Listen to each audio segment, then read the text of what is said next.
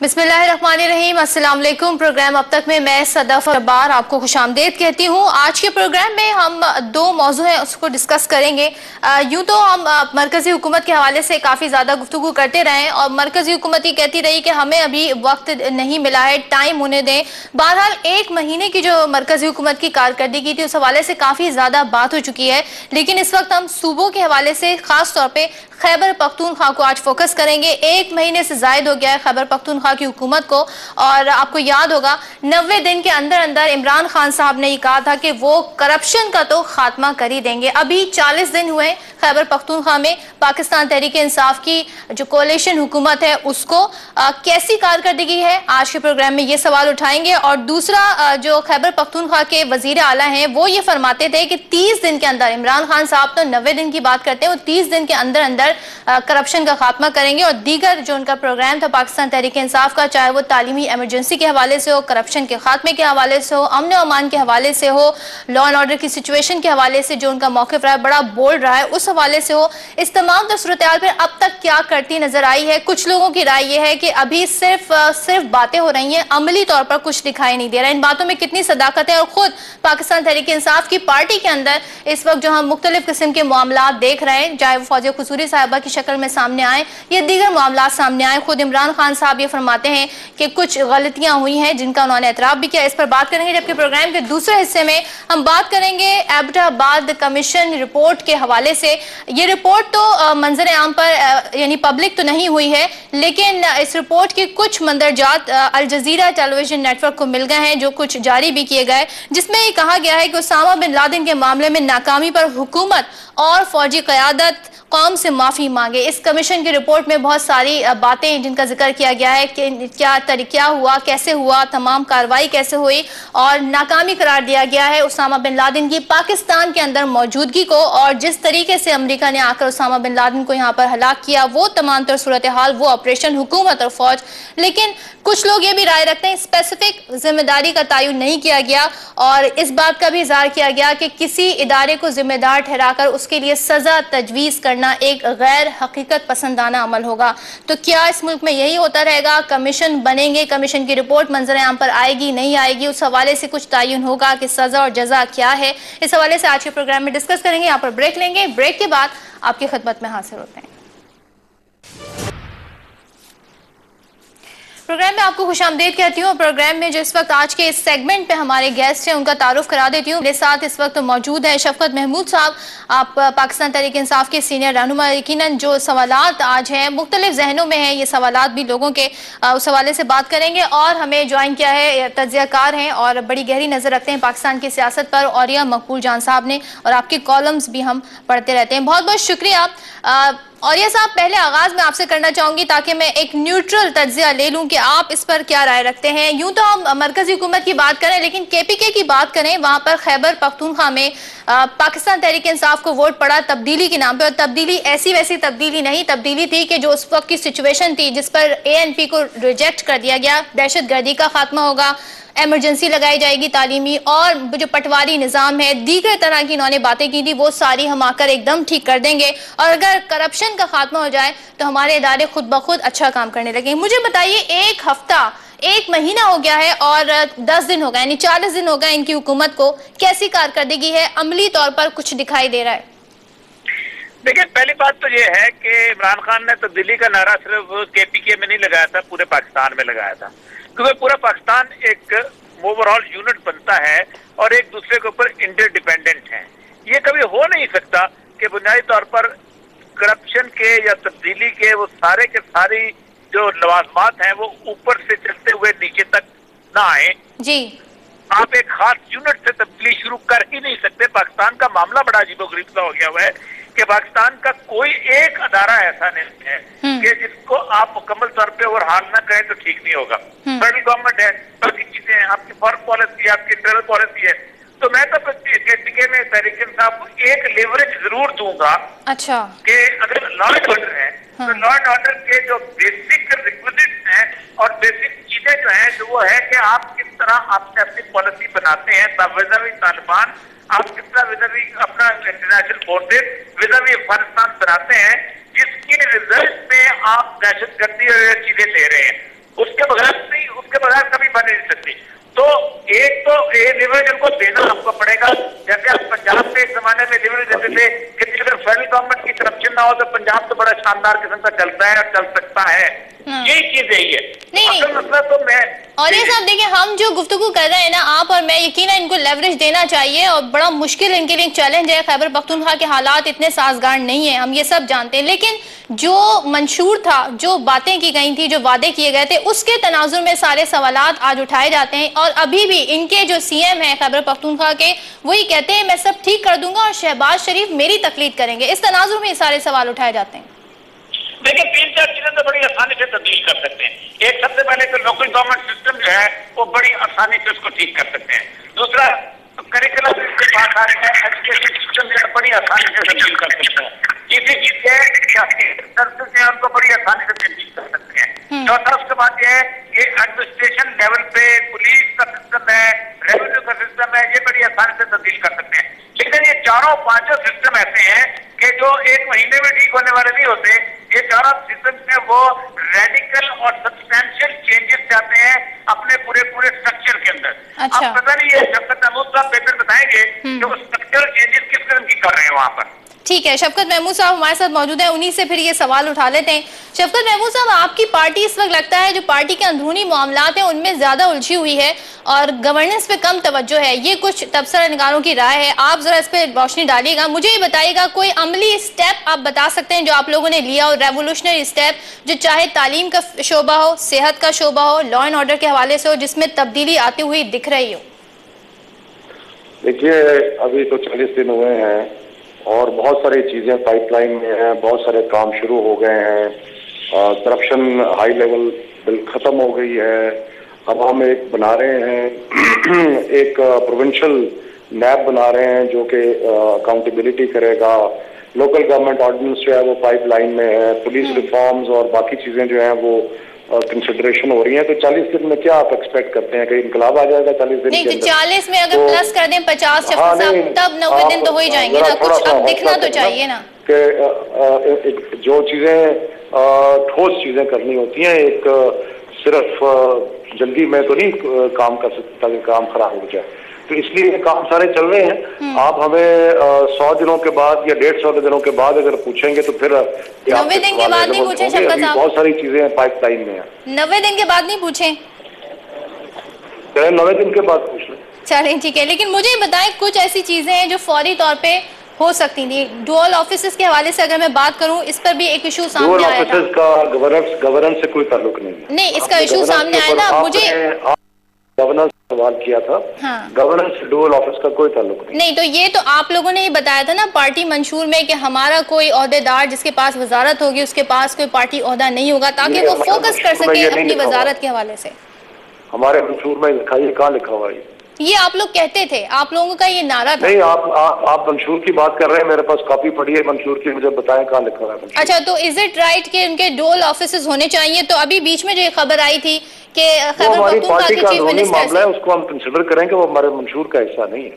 अच्छा, मंशूर का ऐसा नहीं होगा, लेकिन आप लोगों की ये गुफ्तशनी तो हुई है ना, इसको आप इंडोर्स करेंगे? इमरान खान साहब ने ये बारहा कहा था। कुछ लोगों का ये ख्याल है पार्टी के अंदर कि जो जिनके पास सरकारी होता है उनके पास पार्टी नहीं होना चाहिए। कुछ ख्याल होता है और ये डिबेट पार्टी में चल रही है, जो पार्टी का अंदरूनी मामला है। इसका निज़ाम हुकूमत से या गवर्नेंस से कोई ताल्लुक नहीं है। इसका निज़ाम हुकूमत से कोई ताल्लुक नहीं है, लेकिन क्योंकि आप लोग ज़ाहिर है रेवोल्यूशनरी चेंज की बात कर रहे थे, तब्दीली जब आप लोगों के अंदर दिखाई देगी तो फिर तब्दील दूसरे लोग भी होंगे। इसका इससे तो ताल्लुक है कि अगर तब्दीली का सिर्फ ये है कि सेक्रेटरी जनरल जो पार्टी का जो चीफ मिनिस्टर बन गया है, तो अगर इसको आप इनकलाबी तब्दीली समझते हैं तो मेरा ख्याल है कि ये मुनासिब नहीं है। इनकलाबी तब्दीलियां जो है गवर्नेंस में आती हैं, वो इन चीजों में नहीं आती। ये तो पार्टी के अंदरूनी मामला है ना।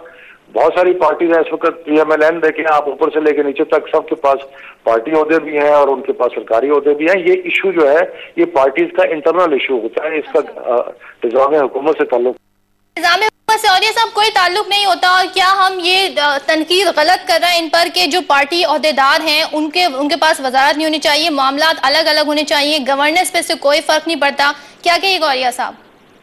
देखिए मसला यह है कि पार्लिमानी सिस्टम के अंदर देखें उस वक्त जो इशू था वो बुनियादी तौर पर था सदर पाकिस्तान और पार्टी के ओहदे का, और उसके ऊपर बहुत बड़ी डिबेट होती थी कि सदर पाकिस्तान चूंकि एक फेडरेशन का नुमाइंदा होता है उसको पार्टी के ओहदा नहीं रखना चाहिए। उस पर बहुत सारे लोगों ने बातें की, हर एक का तकरीबन एक ही था नहीं होना चाहिए। अच्छा। लेकिन मसला जरा यह है कि बेसिकली पार्टी पॉलिटिक्स जो है अगर वो समझते हैं और अगर वो दोनों ओहदे रख के भी गवर्न कर सकता है तब भी ठीक है, नहीं रख सकता। असल इशू जो है सवाल मैं समझता हूँ उनसे यही पूछना चाहिए और बाकी पूछने के लिए है कि स्ट्रक्चरल चेंजेस की तरफ जो वो जा रहे हैं, क्योंकि जाहिर बात है ये कोई पुल नहीं बन रहा, ये कोई ये नहीं है कि कोई मीनार नहीं बन रहा कि 30 दिन के बाद कंप्यूटर। स्ट्रक्चरल चेंजेस जो हैं वो बड़ी इंपॉर्टेंट होती है। क्या स्टेप ये हैं ये इसके नजदीक छपरा मुसाफ को पब्लिक को बताना चाहिए ताकि पब्लिक जो है वो बेहतर तौर पर अवेयर हो सके पटवारी एडमिनिस्ट्रेशन के बारे में, लोकल गवर्नमेंट के बारे में, उसके बाद हेल्थ सिस्टम के बारे में, एजुकेशन के बारे में, एजुकेशन के कनेक्टिविटी के बारे में। ये बड़ी लंबी छोटी बात नहीं है, 90 डेज की बात, ये 100 दिन ले लें, 200 दिन ले लें, लेकिन ये स्ट्रक्चरल चेंजेस का जो पैसेज है, जो रास्ता है वो शुरू हो जाना चाहिए था। ठीक है, स्ट्रक्चरल चेंजेस का जो रास्ता है वो दिखाई देना चाहिए। बहुत सारे ऐसे शोबे हैं, सेहत का हो, तालीम का हो, उस पर तो आप लोगों की पॉलिसीज पहले से वजह कर दी थी शफकत साहब, उस पे अमल दरामद होना बस बाकी था, तो वो मुझे बता दीजिए। दूसरे ANP ये कहती है कि हमारे खिलाफ जो लोग धरने देते थे अब वो आवाम को तहफ्फुज़ दें। खैबर पख्तूनख्वा में पहले इतने हमले नहीं होते थे, अब तो टारगेटेड हमले होते हैं, इसको रोकना सूबाई हुकूमत की जिम्मेदारी है, तो आप लोगों की जिम्मेदारी बनती है आपसे। दो चीजें मैं कहूंगा यहाँ पे। पहली तो बात यह है कि जहाँ तक स्ट्रक्चरल चेंजेस का ताल्लुक है, मैंने आपको पहले अर्ज किया लोकल गवर्नमेंट का एक ड्राफ्ट बन रहा है जो कि अनकरीब मंजर आम पे आ जाएगा, उसको प्रोविंशियल असेंबली जो है पास करेगी, उसके बाद लोकल गवर्नमेंट का इलेक्शन होगा। अच्छा। उसके अलावा जो करप्शन को रोकने के लिए एक इंडिपेंडेंट नैब का मसवदा तैयार हो रहा है और उसके साथ साथ राइट टू इंफॉर्मेशन की एक लॉ जो है वो तैयार हो रही है। ये दोनों चीजें जो है ये भी अनकरीब मंजर पे आ जाएंगी जिनसे ट्रांसपेरेंसी और अकाउंटेबिलिटी जो है वो क्लियर हो जाएगी। उसके अलावा तालीम निज़ाम के लिए यकसा निसाब के लिए हम कोशां हैं और उस पर क्योंकि कोalition गवर्नमेंट है, जमात इस्लामी की हुकूमत है, उनके साथ हम मिल के जो है वो चीजें कर रहे हैं। जहाँ तक और इसी तरह हेल्थ में बाकी चीजों में भी काम जो है वो आगे बढ़ रहा है। और जहाँ तक ताल्लुक है तहफ़्फ़ुज़ का, बात यह है कि जो बहुत सारी जो दहशत गर्दी की वारदातें होती है उनका ताल्लुक है फाटा से। अच्छा। और फाटा जो है वो फेडरल गवर्नमेंट के कंट्रोल में है, बल्कि प्रेसिडेंट के कंट्रोल में है। तो इसलिए हमने ये तजवीज़ पेश की है कि जो मेन स्टेक होल्डर्स हैं जिसमें फेडरल गवर्नमेंट है, प्रोविंशियल गवर्नमेंट है, वो मिल के आपस में बैठे, आर्मी के लोग भी साथ बैठे, सिक्योरिटी एजेंसीज भी बैठे, ताकि हम एक जामे पॉलिसी बना सकें ताकि ये इस इशू को होलिस्टिकली डील किया जाए। तो इसलिए ये जो फौरी तौर पे जो दहशत गर्दी की वारदातें हैं ये इस कम सिर्फ KP की हुकूमत जो है वो कम नहीं कर सकी, इसको और गवर्नमेंट को मिलकर काम करना पड़ेगा, इसीलिए हमने ये तजवीज़। अच्छा, मुझे बताएं एक और मैं यहाँ पे इशू उठाना चाहती हूँ गवर्नेंस के हवाले से। मुख्तसर काबीना होनी चाहिए 18वीं तरमीम के बाद जो कहा गया है उसमें बाकायदा बता दिया गया है कितनी होनी चाहिए, क्या रेशो होना चाहिए। मुझे बताइएगा आप लोगों के तो एडवाइजर्स की तादाद बढ़ती जा रही है, 15-20 के लगभग ये हो गए, तो क्या ये बोझ नहीं है? 15-20 नहीं है, वो 11 के करीब है। और दूसरी बात यह है कि ये जब हमने ये कहा था और जो कि कानून में भी है, लेकिन ये कोलिशन गवर्नमेंट है, कोलिशन गवर्नमेंट में सारे कोलिशन पार्टनर्स को भी हिस्सा देना पड़ता है, लेकिन फिर भी जो कॉन्स्टिट्यूशनल बार है उसके अंदर है।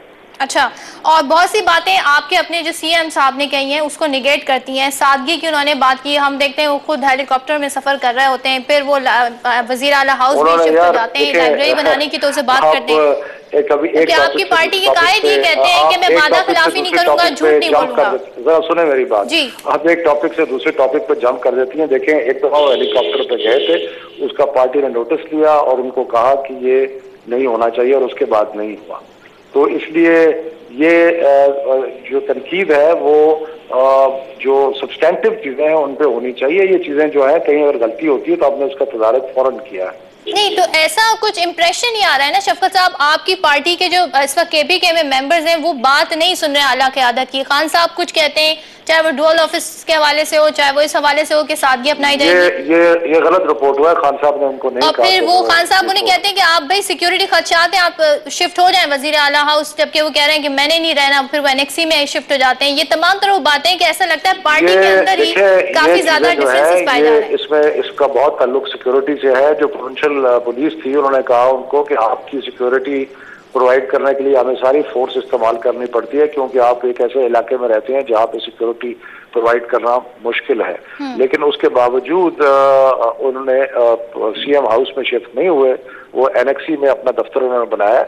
लेकिन देखें ये चीज जो है ना, ये इसके बारे में अगर खुदा ना खास्ता कोई दहशतगर्दी में किसी सीनियर ओहदेदार की जान चली जाती है, तो क्या वो ज्यादा बेहतर है या ये बेहतर है कि सिक्योरिटी जो एडवाइस है उसको फॉलो किया जाए? तो सर बाकी पार्टियां भी तो यही करती थी ना, आप लोग उस वक्त तनकीद करते थे, उनके प्रोटोकॉल पर तनकीद करते थे, उनके जो तरीके हैं रहने से। हमारा प्रोटोकॉल बिल्कुल ऐसा कोई नहीं है जो कि अनयूजुअल हो। अच्छा, बस वक्त मुख्तसर है, मैं आखिरी कमेंट औरिया साहब का भी लेना चाहूंगी। मुझे ये बता दें, एक इशू खैबर पख्तूनख्वा की असेंबली में ठहरा हुआ है, वो है ड्रोन हमले जो हैं उनको रोकने के हवाले से।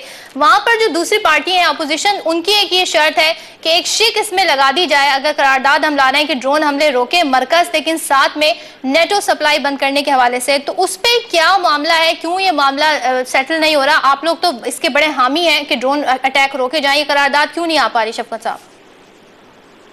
लेकिन बात यह है कि करारदाद की बात नहीं है, हम तो बरबला कह रहे हैं कि ड्रोन हमले रोके जाए। बरबला इसको कितनी और फोर्स से कहें? अगर आप कहते हैं कि करारदाद भी आ जाएगी, लेकिन कितनी दफा इमरान खान साहब ने कहा है, बाकी पार्टी उम्मीदवारों ने कहा है, तो बार बार कह रहे हैं। इसमें मेरा ख्याल है कि कोई हमारे कहने में तो कमी नहीं है इसके अंदर। लेकिन ड्रोन हमले हमने नहीं रोकने, वो फेडरल गवर्नमेंट ने रोकने हैं। फेडरल गवर्नमेंट ने रोकने। लेकिन सर ये जो पार्टी ऑल कॉन्फ्रेंस पार्टी होने जा रही है, इसमें आप लोग शिरकत करने जा रहे हैं, खान साहब कहाँ हैं? क्यों? खान साहब की तो बड़ी इंपॉर्टेंस होनी चाहिए, काफी मौकिफ रखते हैं दहशतगर्दी के हवाले से, और खत भी उन्होंने लिखा था वजीर आजम साहब को। अब वो खुद लंदन में है और यहाँ पे ऑल पार्टीज कॉन्फ्रेंस होने जा रही है, तो क्या दो चीजें हैं इसके अंदर? देखें, दो चीजें हैं इसके अंदर। एक तो ये है कि खान साहब की अपॉइंटमेंट थी डॉक्टर के साथ, वहां पे गए हैं, उस अपॉइंटमेंट जो आगे पीछे नहीं हो सकती थी। दूसरी बात यह है कि हम समझते हैं कि एपीसी पहले बेनतीजा रही हैं, इसलिए हमने एक अल्टरनेट प्रपोजल दिया है कि उसके मुताबिक काम किया जाए।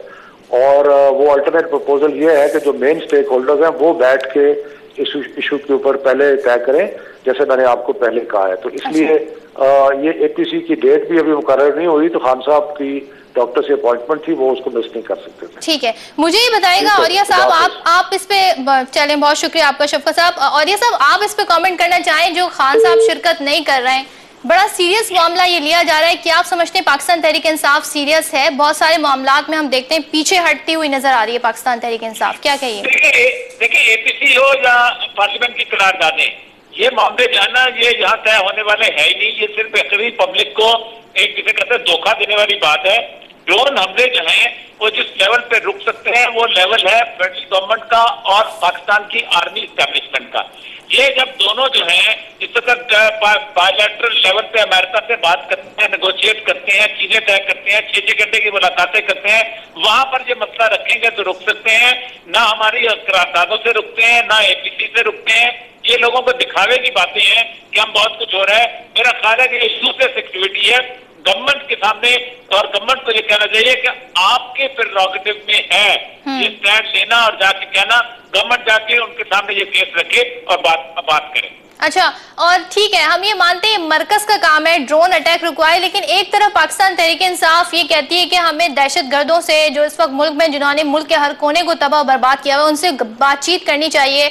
और अमेरिका के हवाले से कहते हैं ड्रोन गिरा दें भाई, उनसे बात करने की अब ज्यादा जरूरत नहीं है, गिरा दें। तो ये दो तरह की पॉलिसी है, इसको आप कैसे देखते हैं औरिया साहब? देखिए, पहली बात तो ये है कि आपने बड़ी गरीब सा सवाल किया है। दहशतगर्दों का मामला यह है कि वो इस मुल्क, उनमें अक्सरियत इस मुल्क के शहरी हैं, और एक आपकी ऐसी इंसर्जेंसी है इसमें आपका दुश्मन का ना पता है ना कुछ और चीज है। आप जो गोरीला होता है उसको नहीं पता होता, उसको यूनिफॉर्म नहीं पहना होता, उसकी कोई पार्टी नहीं होती, उसके साथ दुनिया पूरी ऐसे नेगोशिएट करते हैं। लेकिन ड्रोन तो बेसिकली आपकी एयर स्पेस की वायलेशन है, जिसके लिए आपने 7-8 लाख आर्मी रखी हुई है, जिसके लिए आपने पूरी एयरफोर्स बनाई हुई है, अगर आप ये सारा कोई ड्रोन चल रही है तो उस बजट में से आर्मी खत्म कर दें, फिर उसके बाद एयरफोर्स का बजट खत्म कर दें। ये चीजें पर जरूरत नहीं रह जाती ना, वो बिल्कुल और इशू है, ये बिल्कुल और इशू है। ठीक है, बहुत बहुत शुक्रिया औरिया साहब, आपने ये हमने जो थोड़ा मुख्तसर सेगमेंट किया केपीके की गवर्नमेंट के हवाले से उस पर रोशनी डाली। हमारे साथ शफकत साहब भी मौजूद थे, उन्होंने कहा हमें टाइम दें, 90 दिन से 100 दिन पर आ गए, 90 दिन का याद दिलाया हमने, तो कहने लगे ठीक है आप 90 दिन की बात कीजिएगा। बहरहाल 40 दिन तो हो गए, 50 दिन बाद देखते हैं कि करप्शन खत्म होती है कि नहीं, पटवारी निजाम खत्म होता है कि नहीं, और जो दीगर मामला थे, खासतौर पर क्लेम जो किया था खैबर पख्तूनख्वा के वजीर आला साहब ने कि शहबाज शरीफ साहब उन्हें फॉलो करेंगे, उनका जो सूबा होगा मॉडल सूबा होगा, और वो खान साहब को बल्कि इस हद तक चलेगा कि खान साहब तो 90 दिन की बात कर रहे हैं, मैं 30 दिन में ये तमाम काम जो है वो करके दिखाऊंगा। तो खैर हम खान साहब की बात को फॉलो करते हैं, देखते हैं 90 दिन में क्या तब्दीली आती है, कितने हालात बेहतर होते हैं। और इसी के साथ हम यहाँ इस सेगमेंट को वाइंड अप करेंगे, ब्रेक लेंगे, ब्रेक के बाद जब वापस आएंगे तो एबटाबाद कमीशन की रिपोर्ट के हवाले से कुछ गुफ्तगू करेंगे।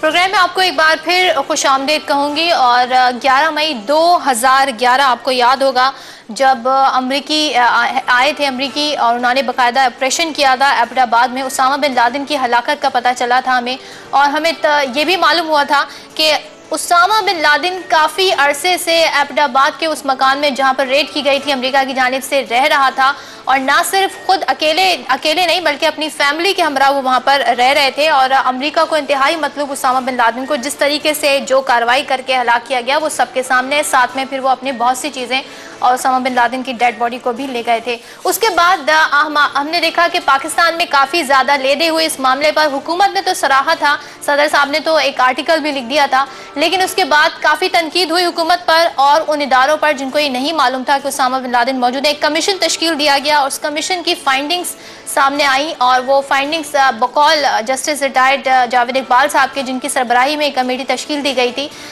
ये वज़ीर आज़म राजा परवेज़ अशरफ जो साबिक वज़ीर आज़म है उनको ये कमीशन की रिपोर्ट दे दी गई थी। इसको पब्लिक करना न करना हुकूमत की जिम्मेदारी थी। बहरहाल एक गैर मुल्की चैनल अल जज़ीरा है, उसके पास कुछ मंदरजात हैं इस रिपोर्ट के हवाले से, वो कुछ लीक हुए, वो खबरें कुछ सामने आई हैं, और उसमें कहा गया है कि फ़ौज और हुकूमत दोनों जिम्मेदार हैं, और ख़ास तौर पर ये कहा गया है कि उसामा के खिलाफ ऑपरेशन जो किया गया है और जिस तरीके से उसामा बिन लादेन रह रहा था नाकामी थी, और हर सतह पर यह काबिल मुआवजा गफलत बढ़ती गई है हुकूमत की जानिब से। बहुत ज़्यादा हुकूमत को इसमें जिम्मेदार भी ठहराया गया है, फ़ौज को भी साथ में, और जो हमारे इंटेलिजेंस इदारे हैं उस हवाले से। सवाल ये पैदा होता है कमीशन की जो कुछ हमारे सामने जो बातें सामने आई हैं रिपोर्ट के हवाले से, इसमें ऐसा क्या नया पता चला है, क्या जिम्मेदारों का तयन हो गया है कि नहीं हुआ, गफलत किसकी थी, और इस गफलत को क्या समझा है कि इंतहाई इस पर एक्शन क्या लिया जा सकता है। हमारे साथ इस वक्त मौजूद है पाकिस्तान पीपल्स पार्टी से आपका ताल्लुक है, डिप्टी स्पीकर सिंध असेंबली हैं शैला रजा साहिबा, बहुत शुक्रिया आपका, और अयाज अमीर साहब भी,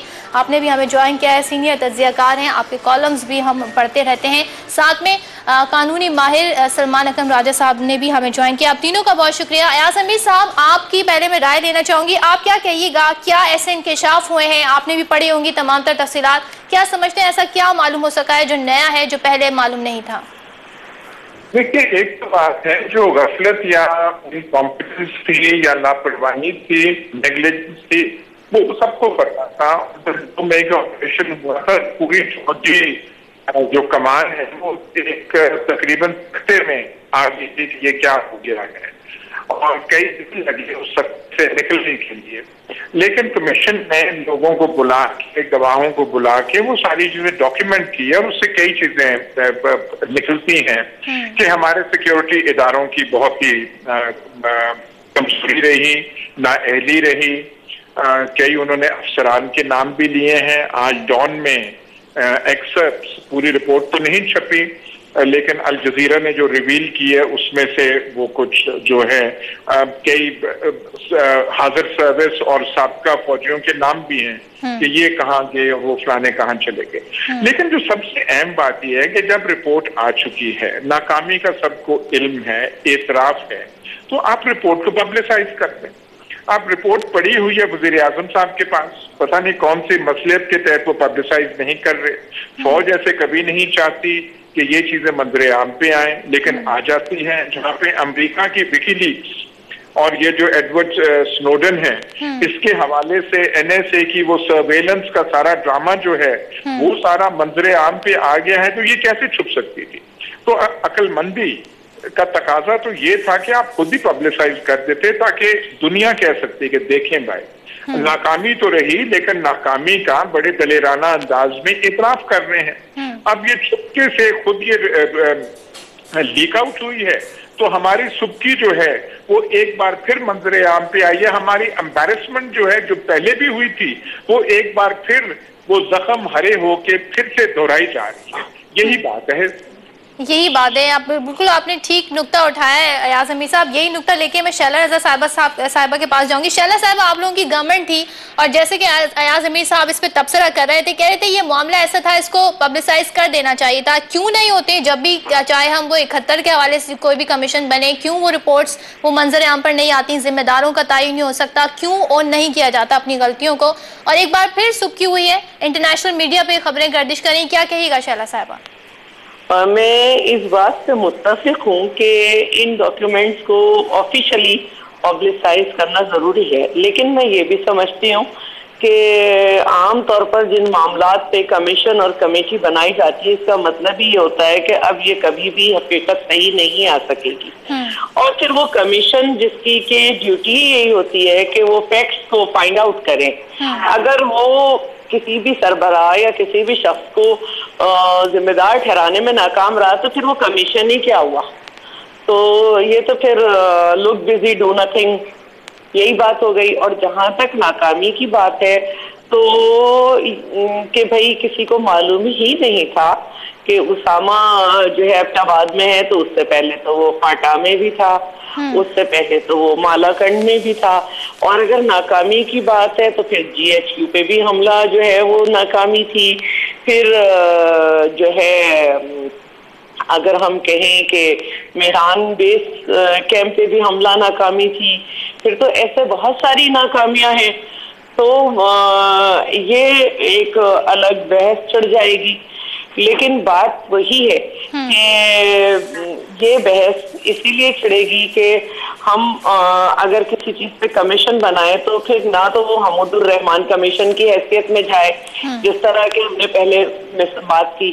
तो नाकामियां और जिम्मेदारियां अगर कमीशन ने नहीं की तो बेकार कमीशन था और सिर्फ वक्त जाया करना था, आवाम को जो है वो बिजी करना था। और पब्लिकली जब तक शैला साहिबा, सॉरी टू इंटरप्ट यू, ये फुल रिपोर्ट नहीं है। इसमें ये तो कहा गया है कि इंतहाई मतलूब शख्स का सुराग ना मिलना हुकूमत की लापरवाही। अब हुकूमत से हम क्या मुराद लें? आपकी हुकूमत लें या हम साबिक हुकूमत लें जो आपसे पहले थी, उनकी लापरवाही और नाअहली है, ना वो कर सके ना आप लोग मालूम कर सके। और जाहिर है हुकूमत का मतलब है तमाम इदारे आपके अंडर हुकूमत का काम सरहदों की हिफाजत और बहुत सारी इंफॉर्मेशन करना नहीं है। जिन इदारों को इनकी तनख्वाह दी जाती है वही कर रहे होते हैं। हाँ, उनका काम बर वक्त इंफॉर्मेशन होता है कि जब भी इस तरह की कोई बात हो जहाँ वो अपनी ड्यूटी सर अंजाम दें, वहाँ सरबराहान को इत्तलात दें। तो मुझे जो एतराज है वो ये है कि इस कमीशन का क्या फायदा? ये तो बिल्कुल इसी तरह हो गया जैसे वकला पिटाई केस का था। अच्छा, कमीशन की रिपोर्ट आ भी जाए तो जहाँ इनकी कोई समझ में नहीं आता। तो अब जब तक इसकी ऑफिशियली ये पब्लिक नहीं की जाती, मुझे नहीं समझ आता कि इसका क्या दफ्तर। अच्छा ठीक है, इस पे हम कानूनी माहिर है हमारे साथ सलमान अकरम राजा साहब, उनसे राय ले लेते हैं। सलमान साहब, आप क्या कहिएगा कि क्या ये वक्त ज़ाया हुआ? अभी तक जो बातें सामने आई ये फुल फ्लैज रिपोर्ट नहीं है और जिस तरीके से ये बातें रिवील हो रही हैं उस पर आपकी क्या राय है? अयाज अमीर साहब ने तो कहा एक बार फिर हमारी सुबकी हो रही है और ये मामला जो है इसको मंजर आम पर हुकूमत ले आती तो बेहतर होता। क्या कहिएगा सर? देखिए, अभी तक तो रिपोर्ट सामने नहीं आई और ये कुछ उसके जो तबासात हैं वही सामने आ रहे हैं और वो भी गैर सरकारी चैनल के जरिए।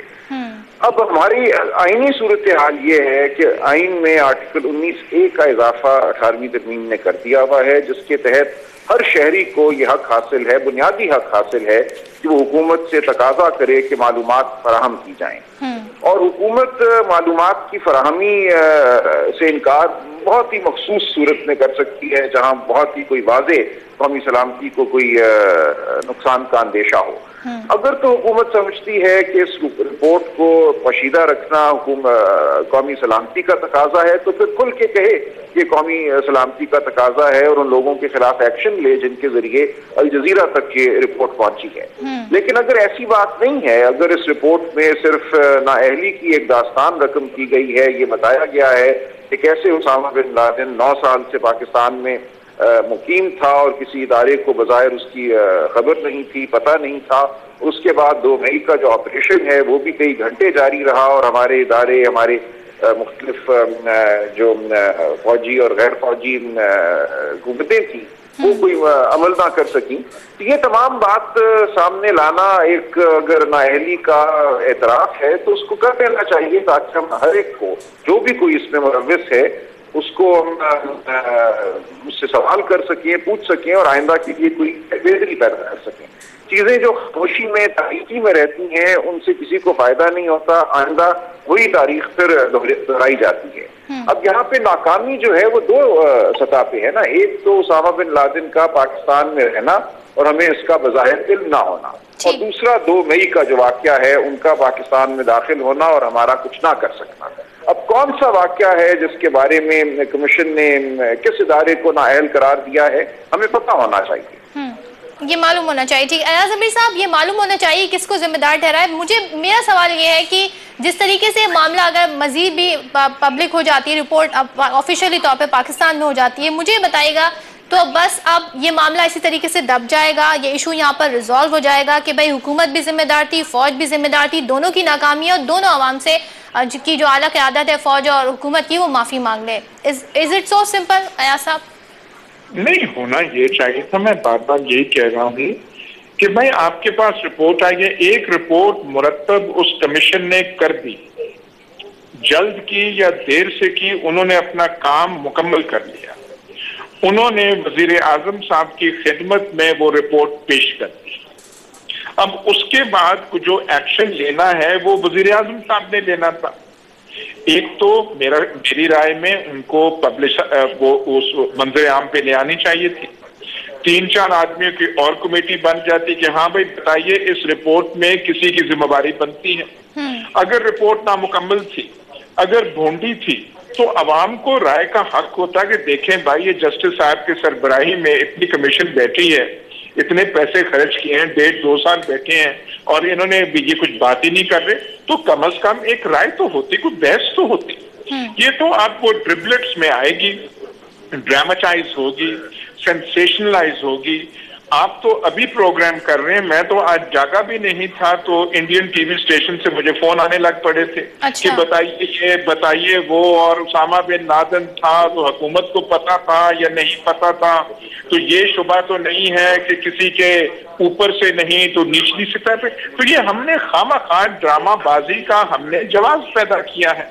अब मैं हमदर्दी रखता हूं जो साबका वज़ीर आज़म साहब थे, राजा परवेज अशरफ साहब, उनको अपने कलील मुद्दे इक़्तिदार में इतने और सारे मसाइल थे, इतने भूत जो हैं उनके घर सिर के ऊपर मंडला रहे थे कि शायद उन्होंने समझा कि मैं और ये क्या करूं, लेकिन करना ये चाहिए था, पब्लिसाइज करते जैसे वारन कमीशन रिपोर्ट कैनेडी के असैसिनेशन के बाद हुई थी, मुतअद्दिद और ऐसे रिपोर्टें हैं, अब वो करके करते और फिर आप करते कि इसमें किसी की जिम्मेदारी बनती है नहीं बनती। इसमें वाज़े तौर पे कहा गया है कि ISI ने फेल हुआ है, ISI ने ना खुद काम किया है ना दूसरे इदारों को काम करने दिया है। फौजी अफसरान साबका जो है उनका नाम लिया गया है, एक कर्नल सईद इकबाल है उनका नाम लिया गया है कि वो एकदम भाग कैसे गए, उसके बाद वो तो अपनी प्रॉपर्टीज बेच रहे हैं, कहाँ गए। उन्होंने यहाँ तक कहा कमीशन ने, तो इससे शुबा पड़ता है कि CIA की नेटवर्क जो है इस मुल्क में कितनी है। तो ये चीजें सामने आनी चाहिए या नहीं आनी चाहिए। हम तो अफवाहें और साजिशों का पता नहीं क्या कहते हैं कि जी इजराइल से लेके फलाने तक हमारे खिलाफ है। जब एक वाज़ेह चीज आती है तो सामने लाए और उस पर कोई कौम और पब्लिक राय कायम कर सके, पब्लिक राय कायम की जा सके। शहर साहब, मैं एक बार फिर सवाल मैं आपसे यही उठाऊंगी, क्यों पाकिस्तान पीपल्स पार्टी नाकाम रही, क्यों नहीं आप लोगों ने पब्लिक किया? आप लोग तो बड़े हामी, आपने अभी उमूदुर रहमान कमीशन रिपोर्ट के हवाले से बहुत सी बातें की हैं, क्यों नहीं कर सके राजा परवेज अशरफ साहब? क्या चीज माने थी? आपका सवाल बिल्कुल दुरुस्त है और अयाज अमीर साहब भी दुरुस्त कह रहे हैं, लेकिन एक बात, क्योंकि सलमान अकरम राजा साहब यहाँ मौजूद हैं और जाहिर है कि हमें उनसे राय लेनी चाहिए। जो इदारा कमीशन बनाता है ये उसकी जिम्मेदारी होती है, अच्छा। हुकूमत की नहीं होती।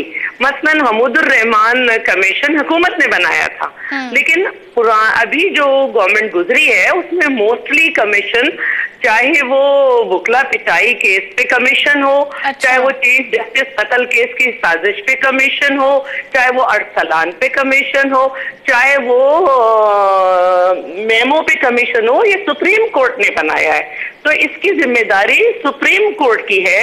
बहुत सारे कमीशन की रिपोर्ट उनके पास पड़ी है। क्या हुआ अभी सलमान अकरम राजा साहब ने कहा कि आर्टिकल जो है वो ये लोगों को राइट देता है कि वो पूछे, तो हम भी यही पूछना चाह रहे हैं कि अब तक क्योंकि ऑफिशियली ये शाया नहीं हुआ तो इस पर हमें तबसरा तो नहीं करना चाहिए, लेकिन क्योंकि अब शाया हो गया तो हम ये पूछना, मैं जरा बात कंप्लीट कर लूं, हम ये पूछना चाह रहे हैं जी कि ये कमीशन कैसा नालायक कमीशन था इस अखबार के मुताबिक, अच्छा। कि जो किसी पे जिम्मेदारी नहीं रख सका। ये तो खैर अलग बहस है। यहाँ जो शैला साहब ने पॉइंट उठाया, सलमान साहब वो कहती हैं कि ये तो सुप्रीम कोर्ट ने बनाया, उनकी जिम्मेदारी कि वो इसको पब्लिक करते। क्या आप मुझे बताएं अब ये जिम्मेदारी किसकी है? तो बहस ही अलग हो गई, इस पे बाद में जाएंगे कि जिम्मेदार कौन था, किसकी नाहली थी। जी, ये तो एक वाकयाती बात है कि ये कमीशन कोर्ट ने बनाया या हुकूमत ने। मेरी दानिश के मुताबिक ये कमीशन 1956 का एक कानून है, कमीशन ऑफ इंक्वायरीज एक्ट, उसके तहत ये हुकूमत ने बनाया है। ये कमीशन मेमो कमीशन की तरह सुप्रीम कोर्ट का कायम करदा कमीशन नहीं है, ये हुकूमत का नोटिफाइड कमीशन था। जस्टिस रिटायर्ड जावेद इकबाल साहब को हुकूमत ने इसमें नामजद किया, चीफ जस्टिस की शायद रजामंदी होगी उसमें, लेकिन ये हुकूमती कमीशन था, इसीलिए रिपोर्ट वजीर आजम साहब को पेश की गई, सुप्रीम कोर्ट को पेश नहीं की गई। और 1956 के कानून के तहत जब वजीर आजम साहब को रिपोर्ट पेश हो जाती है तो फिर ये हुकूमत की सवाबदीद होती है कि उस रिपोर्ट के साथ वो। यहाँ जो अहम सवाल है वो ये है कि अगर हुकूमत ने इस रिपोर्ट को शाया नहीं किया तो क्या अवामिर थे जिनकी बिना पर ऐसा नहीं हुआ? कौन सी ताकतें जो रिपोर्ट के शाया होने से खाइफ हो सकती थी? वो ये इसका जवाब देती हैं। जी, देखिए, हुकूमत को इल्जाम देना बहुत आसान काम है, लेकिन हमारी हुकूमत बहुत से दबाव के तहत काम करती है, तो हमें उन दबाव को समझना जरूरी है, उनको भी समझना हो। चले शैला साहब, आखिरी कुछ लम्हात है, अगर आप इस पर रिस्पॉन्ड करना चाहें तो मुझे बता दीजिए, फिर मैं अयाज अमीर साहब से एक लास्ट क्वेश्चन पूछ लूँ। जी शैला साहब। क्योंकि मैं ये समझती हूँ कि बहुत सारे कमीशंस भी जो हैं उनकी रिपोर्ट नहीं पेश की गई, और ये एक मुख्तलिफ नौयत का कमीशन था जिसमें यकीनन के कुछ सेंसिटिव मैटर्स थे, और इसको पेश करने में, पब्लिक करने में यकीनन बहुत सारे लोगों से मशवरा किया गया होगा कि इसको पेश किया जाए, नहीं किया जाए, ये वजह रही होगी। लेकिन मैं ये समझती हूँ कि और भी बहुत सारे ऐसे कमीशंस हैं जो पब्लिक हो जाने चाहिए और उन पे फैसले आने चाहिए, और इसका हम फैसला जब ही करेंगे जब ये ऑफिशियली हमारे सामने आएगा। चलें, इसका फैसला जब ही करेंगे जब ये मामला सामने आएगा। वक्त मेरे पास खत्म हो गया है, वरना मैं लास्ट क्वेश्चन ये जरूर पूछती, क्योंकि एक ये भी इसमें इशू उठाया गया है कि मुल्क के अहम फैसला साजों के लिए सजाएं तजवीज करें, ये बात गैर हकीकत पसंदाना होगी। तो भाई सजा जिसने जो काम किया उसको उसके मुताबिक सजा मिलनी चाहिए कि नहीं, ये बड़ी एक डिबेट है कि किन लोगों को मिलनी चाहिए, किन लोगों तक हाथ जाने चाहिए कि नहीं। ये एक बड़ा नुक्ता उठाया जाता है, क्योंकि जब मामला आता है हमारे अहम फौजी इदारों का और इंटेलिजेंस इदारों का, तो फिर सब बात करते हुए भी इस पर कतराते हैं। बहरहाल हमने मुख्तसर सी कोशिश की जो आज के इस प्रोग्राम में कि इस पर भी रोशनी डालें जो इस वक्त बहस हो रही है, खासतौर पर इंटरनेशनल मीडिया में लेकर एक बार फिर पाकिस्तान उसामा बिन लादेन के हवाले से काफ़ी ज़्यादा सवालात उठाए जा रहे हैं। प्रोग्राम में यहीं पर वाइंड अप करूँगी, इस उम्मीद के साथ कि कल आपसे फिर मुलाकात होगी। और जो हमारे साथ गेस्ट थे सलमान अकरम राजा साहब, शैला रज़ा साहिबा और अयाज अमीर साहब, आप तीनों का बहुत शुक्रिया। कल तक के लिए अल्लाह हाफ़िज़।